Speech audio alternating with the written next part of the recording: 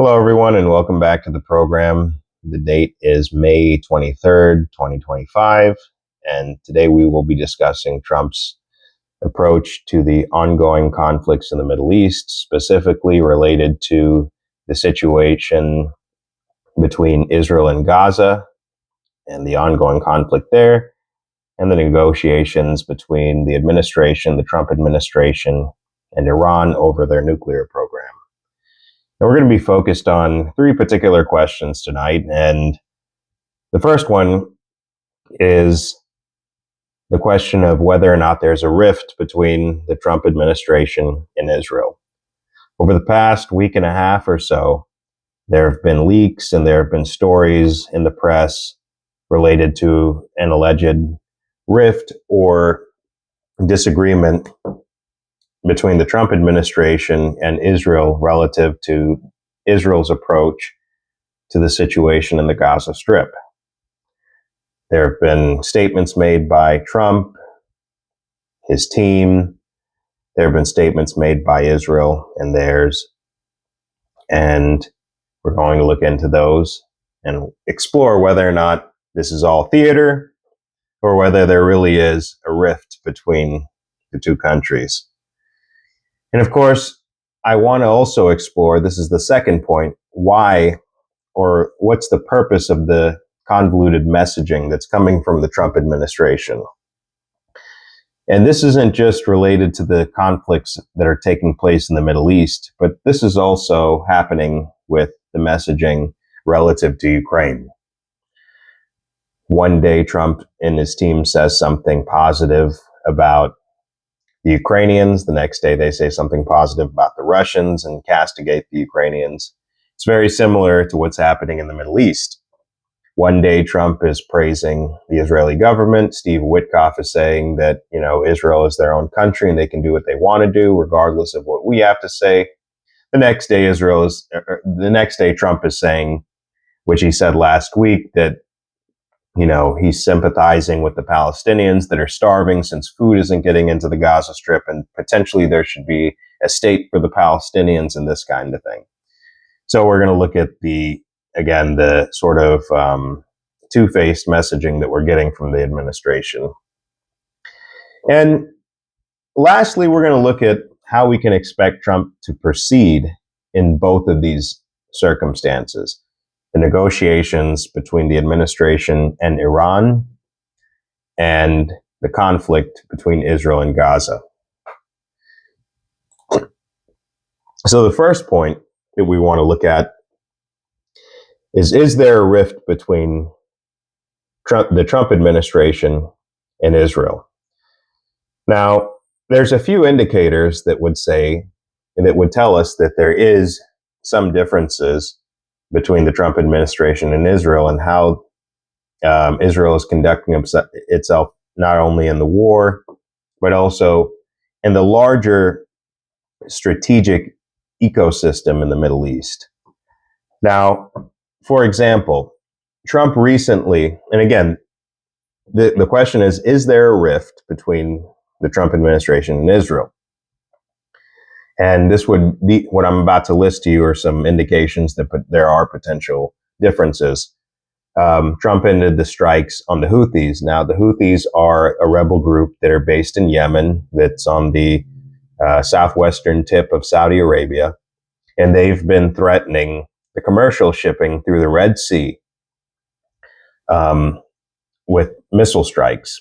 And so about a month ago, the U.S. and Trump's administration decided that they were going to initiate airstrikes against Houthi bases in Yemen. That recently ended. About a week or two ago, the Trump administration ended those hostilities, and there's basically, a truce, and we're not striking the Houthis anymore. Israel continues to strike them, but we've stopped those hostilities. So that's one sign. The second is last week, Trump went on a tour in the Gulf through the Gulf states, Saudi Arabia, Qatar, Dubai. Trump went to these countries. He signed these economic deals with them, and he sidelined Israel in the process. He didn't go and pay a visit to Israel. Pete Hegseth, his Department of Defense head, was supposed to go to Israel, and he canceled this trip. And so they were kind of iced out of that situation. Third, this happened again over the past 2 weeks. About 2 weeks ago, Trump fired Mike Waltz, who's an Israeli hawk. He's a neocon. He was one of the forces within the administration that basically was urging the administration to initiate strikes in conjunction with Israel on targets, nuclear targets in Iran. He was also talking behind Trump's back to Israeli officials. And so he was iced out. That would give the indication that potentially there's a problem. Maybe Trump isn't going in the direction of the hawks, even in the Middle East talks. I say that he's probably not going in that direction either as it relates to the situation in Ukraine, because, hey, he hasn't slapped more sanctions on the Ukrainians yet. I think that he probably will. We can get into that later, but we'll see. But right now, he's taking sort of a hands-off position on the Ukraine situation. And I think in a certain way, in a very subtle way, he's kind of doing the same thing with the Israeli situation. But I think he's voicing concerns at very specific components of how Israel is conducting the war. Now, there was also a story that came out about a week ago and this was a leak from the administration, from one of those anonymous resources, that Trump was not even speaking to Netanyahu. This story came out even before Trump went on his tour of the Gulf states. And it's a story that came from the administration. And I think that, again, this is just the administration trying to convince maybe a particular component of Trump's base that there's this problem. And Trump is finally holding Israel accountable and trying to, stop the hostilities and bring the hostages home as it relates to the Gaza situation. And then, of course, there was this outlandish claim, and it's not even a claim, it's just this statement that Trump allegedly made about potentially acknowledging or recognizing a Palestinian state. And that just kind of shows you how outlandish some of these claims are that are supposed to be justifying the idea that there's a rift between Trump and the Israelis. I don't think Trump would ever mean it in a sort of genuine way acknowledge that the Palestinians should have a state. And that's because there are an extraordinary amount of resources, Israeli, American, Jewish resources that put Trump where he is right now. So there's no way that he would meaningfully, that he would say something like that and mean it, especially when you consider a couple of months ago he was saying that, well, we want to basically remove the Palestinian element from the Gaza Strip and deport them to, several different countries. So those are the signs. That's sort of the evidence that we've been presented with over the course of the past couple of weeks, that there's this problem between Trump and Israel. And I don't really believe any of it. I think a lot of it, again, is just theater. I mean, Trump ended the strikes against the Houthis, and I think that's because we were expending more resources than we needed to be, and we weren't gaining the benefits that we expected. I don't think there was any reason for Trump to go to Israel during his trip to the Gulf states. That's the second point. He fired Mike Waltz, and that's largely because I'm under the impression that Mike Waltz is a lot like Mike Pompeo or John Bolton, and they're neocons and they're war hawks, and they probably want Trump to take the maximum approach to Iran. And so he gets rid of Mike Waltz. The story about Trump and Bibi not speaking, these have been debunked later on through statements by Trump's special envoy to the Middle East, Steve Witkoff, various other Trump officials in the cabinet.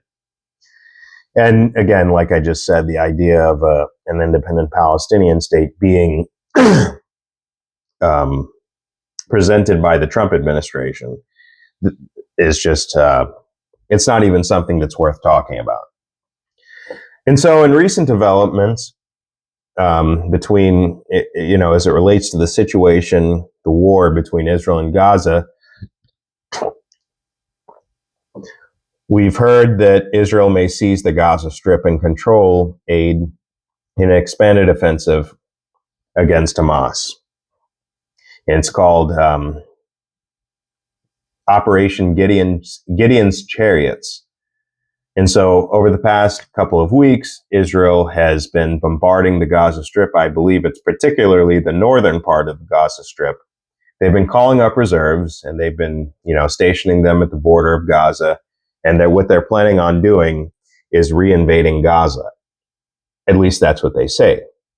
But they're also saying that, Gideon's Chariots is sort of a last resort if negotiations, which are ongoing for the release of the hostages, aren't successful. Now, Netanyahu has also said that Israel plans on retaining a permanent presence in the Gaza Strip. Now, over the course of the past couple of months, or maybe I would say earlier last year, this is something that this is a position Israel has always held. They don't want administrative responsibility for the Gaza Strip, but they want security responsibility for the Gaza Strip. And so this is the plan. Gideon's Chariots happens, and they basically retain security control over the entire Gaza Strip. Now, again, we're going back to the strikes here. The Israeli military said it had begun launching strikes in the Gaza Strip as part of an expanded offensive. And also, they've continued. The U.S. has ceased to do so, but Israel has continued to bombard Houthi-controlled ports in Yemen. The Trump administration is working on a plan to permanently relocate 1 million Palestinians to Libya. And so, again, if we're looking at a rift between the Trump administration and Israel, why is he talking about relocating 1 million of these people to Libya? And God knows where else. I mean, I can guarantee you, for the man that's talking about deportations, Donald Trump, I'm sure that many of these people are probably going to be relocated into the U.S. quietly. But ABC, I believe it was, reported that the Trump administration is planning on sending 1 million of them to Libya. So does that sound like a policy that the Israelis, the radical Likud party would disagree with, right? The Greater Israel expansionist types within the Knesset, do you think that they would disagree with this? I don't think so. And Israel's military, like we just talked about, began activating troops in Gaza on Sunday as part of a larger ground operation aimed at pushing Hamas to demilitarize and release remaining hostages. So I think that, as far as I know, a ground operation hasn't started yet, but the bombardment has started, the calling up of reservists and posting them, staging them at the border of the Gaza Strip. That's started. I don't believe that the actual ground offensive has started yet. And there have been a lot of conflicting reports about that over the course of the past week or so. And so this doesn't sound like a rift to me. On these crucial issues of calling up reserves, resuming the bombardment of Houthis in Yemen, certain locations in the Gaza Strip, we've heard nothing from the Trump administration. We've heard no pushback, no statements. If I'm wrong, you can correct me, but I don't think that I've heard any kind of forceful statements or anything like that from the Trump administration about these recent developments. This doesn't sound like a rift. This sounds like theater. Why is it theater? Well, there's a portion of Trump's base that does not support the idea of these hostilities that Israel continues to engage in the Gaza Strip. There's also in that very same portion also doesn't support an expanded war or a new war with Iran. The idea of us bombing Iran's nuclear program.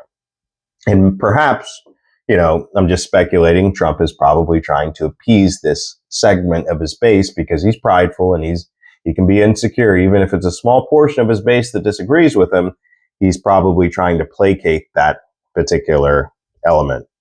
It's a possibility. But overall, I think that he's going to continue on the path that he's on right now. Again, like I said earlier, many of these forces from Israel and, the Israel lobby in the U.S., a lot of Jewish voices, a lot of evangelical dispensationalist voices have pressed Trump into the position that he's in right now. And so he's not going to, back away from them. And I would like to point out that that doesn't mean that he doesn't believe in it. There's a lot of people out there that believe, well, Trump doesn't want to go to war. He doesn't want to go to war with Iran. He wants Israel to stop what they're doing in Gaza. But, Israel doesn't want to do it. I really don't believe that. I think he wants to continue it, because if he didn't want to continue it, he'd present his case to the American people in a forceful and articulate way, and he'd just say it. Hey, we don't want you to do this. Right? Netanyahu, you need to back down. You need to take a seat. We can negotiate this together, just as forcefully as he's trying to negotiate this end to the war in Ukraine. And so it's important to recognize that, while there are these forces around Trump, these people that put him in office, the Israelis themselves, the regional partners in the area that probably want Trump to make sure that, these jihadis and these radical Islamists don't gain a foothold, a permanent foothold, or any kind of edge over Israel. Those forces are there, but I think that Trump is a personality. He has the personality to be able to say, no, I don't want to do this. But he's not doing that, right? And that's unfortunate. He could do it, but I think that he's fully convinced of their cause, the Israeli cause, which isn't the American cause. It's the Israeli cause against Iran, against Hamas and the Gaza Strip. There is a way to do this outside of Israel's way, is the point I'm trying to make. And I don't think that Trump is wanting to engage with that, right? I think he's kind of wanting things to kind of work themselves out on their own. So the second point that we were thinking about is, what's the purpose of his convoluted messaging?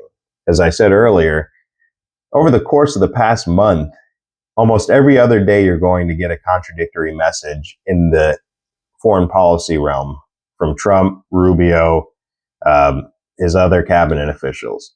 One day they're praising the Russians, the next day they're bitching about them and saying they're going to sanction them. One day they're praising Zelensky, the next day they're saying Zelensky started the war. With Israel, one day Trump is saying, well, Israel needs to make peace with Hamas so they can get all the hostages. The next day they're very quiet when they find out that 200 civilians have been killed near a hospital or something like that. So what are we supposed to make of this sort of fork-tongued, double-minded messaging that we're getting from the administration? Now, optimists might say that it's a negotiating tactic. That's what I think most of Trump's supporters are going to make the case for. Essentially making a friend out of ambiguity and unpredictability, which makes sense. Sometimes that works, but this is something that's happening consistently. I asked myself the question, Trump can make the case, as he always has, to the American people for whatever he has to say, right? Ever since 2015, Trump has always taken his case for whatever he might believe straight to the American people. He hasn't done that with his foreign policy relative to Israel, Hamas, or Ukraine, Russia. It's always this convoluted, double-minded way of going about it, which is unfortunate because we don't know what he thinks. We don't even know if he cares about the central causes of either one of these conflicts. We just know that what he said specifically in the campaign, which I think is important for people to understand, listen to what he says specifically in the campaign and take it at face value. I just want the shooting to stop as it relates to the Russia-Ukraine situation. I just want the shooting to stop. Okay, that doesn't say he wants to address the root causes of the problem so the shooting doesn't start again. The shooting stops gives him a political win. It gives the Ukrainians and Russians a loss because they're going to probably start hostilities again very soon. Now, again, what's the purpose of the convoluted messaging? That's the optimist side. The pessimists, I'm one of them, would say that it's inexperience and an obsession with public opinion in the donor class. Many of the people within Trump's cabinet that are conducting these negotiations are not experienced in foreign policy. They don't know anything about Russian history, Ukrainian history, Israeli history, the history of the Palestinians on what's now Israel. I don't really think they care about those things. I think that what they're looking to achieve is, again, PR victories. Trump only has 4 years. He needs as many of those victories as he can, specifically because next year it's midterms. He's going to have something to show for it so that he could potentially retain the Senate. He's going to lose the House. But I think it's inexperience. The teams, Keith Kellogg, I like Steve Witkoff, but again, Marco Rubio, these people, a lot of them are inexperienced. And so I think that what they're aiming for is a very simplistic resolution to these conflicts that are very complex because they don't know how to go about. What they don't want to do is have prolonged negotiations, right? And they're concerned about public opinion. Because if these kinds of things stay in the news too long, all these negotiations, if they stay in the news too long, there's no resolution, then the other side, the Democrats and, the parties against Trump are going to basically use this to weaponize it. They're going to use it as a bludgeon, and they're going to hit him with it in the midterms, right? And they're going to hit him with it every day in the media. And so someone like me would say Trump and his team are trying to protect themselves from this thing, from that kind of thing. And so they're kicking the can down the road, and they're keeping everything very vague and convoluted. Now, Trump and his team also genuinely believe in Israel's Zionist cause relative to the Middle East. And that's what we were talking about earlier. What's the purpose of their convoluted messaging? Is it really convoluted, or are they kind of saying the same thing without saying it? Are they saying something very subtle, which is, hey, we're trying with these negotiations. We're trying to stop Israel from fighting in the Gaza Strip. We're trying to forge a nuclear deal with Iran, even though we had one that Trump tore up, that Obama and John Kerry forged. May not have been the best, but we had something. When they're sending all of these mixed messages, one of the things that I believe when I hear it is that because they haven't in a concrete way addressed these alleged problems that they're having with, for example, the Ukrainians or with, for example, the Israelis. They haven't made a case against either side, a clear and concise case. They haven't set out an agenda. And it tells me that perhaps they believe in the causes. Like I said earlier, I think Trump is a Zionist, and he certainly believes in the case of a greater Israel, no matter who has to be steamrolled, no matter how many Americans have to die, doesn't matter. I think he believes in it, right? He's in bed with them. They put him where he is. I think he certainly believes in it. And in terms of Ukraine, I certainly believe I believe that Trump wants to continue that war. He wants to allow the Ukrainians to continue, and that in much of what we've heard about, Zelensky starting the war and all these other things, it's just theater. Trump started to arm the Ukrainians with lethal weaponry back in, I think, 2018, 17. He gave them javelins. He brags about it. He said, well, the Obama administration gave them sheets. I gave them javelins. It's like, well, yeah, and you probably, what you did is you actually created the conditions for the Russians to invade. That wasn't helpful. They were already in a civil war, and you gave them weaponry, and now you're trying to stop this thing. I think he believes in the cause, and I don't think he's going to cut off aid, whether it be financial or military. I think he's going to work hand in glove with the Europeans to continue this conflict, and it's going to slowly draw itself out of the main news cycle, right? And nobody's going to probably remember it except a few brainy nerds like probably myself. But these are the things. I think that he believes in a greater Israel, and that's why he's going with this. He believes in everything the Israelis tell him, right? And he has to, right? Or else he could be threatened or something like that. He has to believe in all these things. And I don't even think that he needs that. The donations are too consequential. I do genuinely believe that he just believes in what Israel is doing. That's what it is. And, if he didn't believe in these things, he would make the case for the American people. He would take an interest in the history, and he'd present and he would, forge an opinion for himself. He'd anchor himself in an opinion about this stuff, and he'd present it to the American people. Right? That's the most important thing. Whether or not he's alone in a corner or he's got a few advisors in his cabinet that believe what he's saying, he would anchor it, his beliefs, and he would present it to the American people. But he's not doing that. And it's because he doesn't care, and he's giving them a blank check. He's giving the Israelis a blank check, and he's continuing to give the Ukrainians a blank check as their population bleeds, which is unfortunate. So how can we expect Trump to proceed? I think that question's answered. We'll get to the Iranian thing here in just a second, but with Israel, this weekend, like I said, it's the 23rd of May. There have been, as it relates to Israel, I don't think that he's going to intervene at all in any kind of forceful way. I think he's going to continue to talk about it. He's going to continue to maybe express some kind of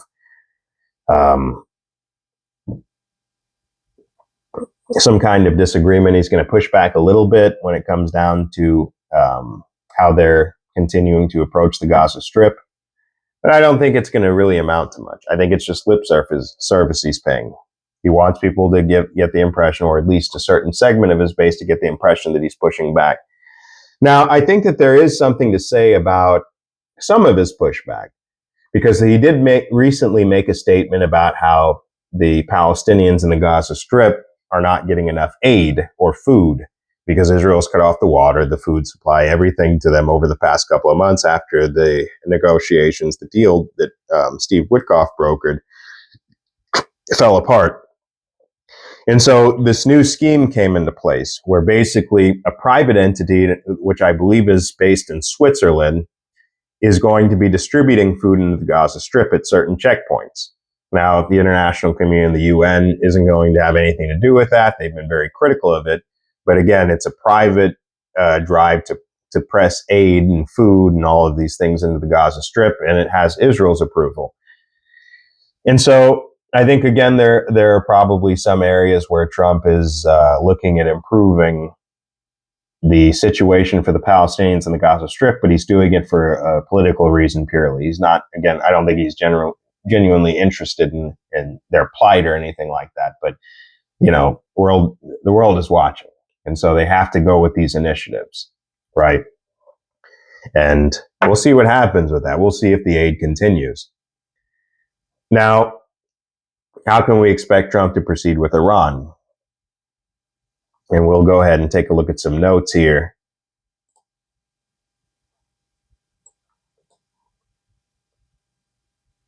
Actually, what we'll do is we'll go ahead and end it here. We'll cover the Iran portion after this video.